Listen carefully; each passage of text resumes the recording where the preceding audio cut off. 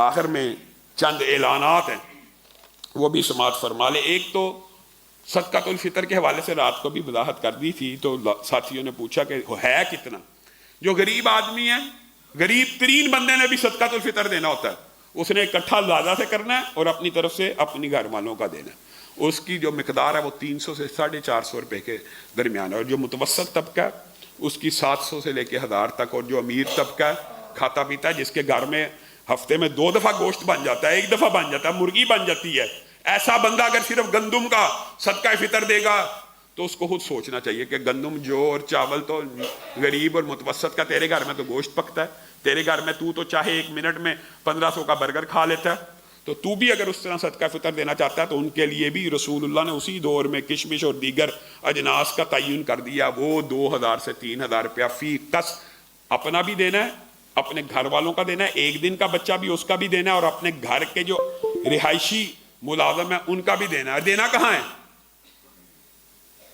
دینا کہاں ہے؟ دین کے اداروں کو دینا ہے، دین کے اداروں کو، مدارس دینیہ کو، ان تعلیمی اداروں کو نہیں جہاں پہ ناچ کے تعلیم کا فروغ ہو، یا ان ہسپتالوں کو نہیں جن کے ڈاکٹروں کی تنخواہیں 5-5 لاکھ۔ اور میں آج درد دل سے یہ بات بھی کہنا چاہتا ہوں، افسوس ہوتا ہے دین کی آڑ میں بھی کچھ لوگ ایسے سامنے آ گئے ہیں جن کے پاس گرینڈ کروزریں ہیں، لینڈ کروزریں ہیں، اور وہ ہم کہتے ہیں جی چندہ صدقہ زکوٰۃ دے دو، تو یہ جو پوری مافیا ہے، لبرل مافیا، قادیانی اور رافضی مافیا، انہوں نے مولوی اور مدرسے کو بدنام کرنے کا عہد کیا ہوا ہے، اور حقیقت اس کا فرق پڑ رہا ہے۔ لوگ مدارس کو، مساجد کو نہیں دے رہے، جن مساجد و مدارس کے مولویوں کی تنخواہیں 20,000 15,000 25,000 ہیں ان کو نہیں دینا، لیکن جو گرینڈ کروزر سے اتر کے ڈونیشن مانگ رہا ہے، ڈونیشن، چیریٹی،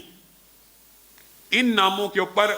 اپنی تنخواہیں چلاتے ہیں 5-5 10-10 لاکھ۔ میں مبالغہ نہیں کر رہا، آپ چیریٹی کے ادارے، ڈونیشن کے ادارے،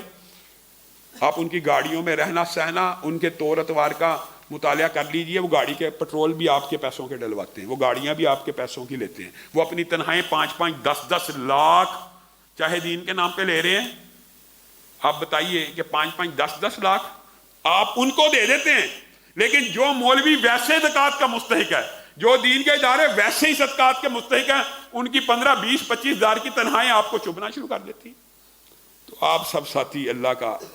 نام لے کر اللہ کے لیے آپ نے یہ مدد کرنی ہے۔ مسجدیں بنانا جنت میں گھر بنانے جیسے ہے، ایک گھونسلے کے برابر بھی اگر جگہ لے کے دی ہے تو جنت میں گھر بھر جانا ہے۔ تو دین کے اداروں کو، مدارس دینیہ کو،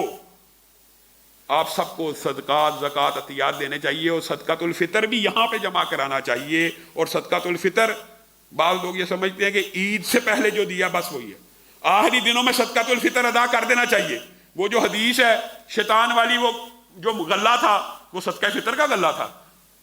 جس کے اوپر حضرت ابو ہریرہ کی جو آپ نے ابلیس نے آ کے آیت الکرسی بتائی ہے، تو رمضان کے اندر، رمضان کے آخری عشرے میں صدقۃ الفطر ادا کر دینا چاہیے۔ عید کی نماز سے پہلے جو ادا کریں گے وہ صدقہ فطر مانا جائے گا۔ جو عید کی بات قضا تو ادا کرنی ہوتی ہے، لیکن صدقہ فطر کے حقیقی روح کو وہ صدقہ نہیں پہنچ سکے گا۔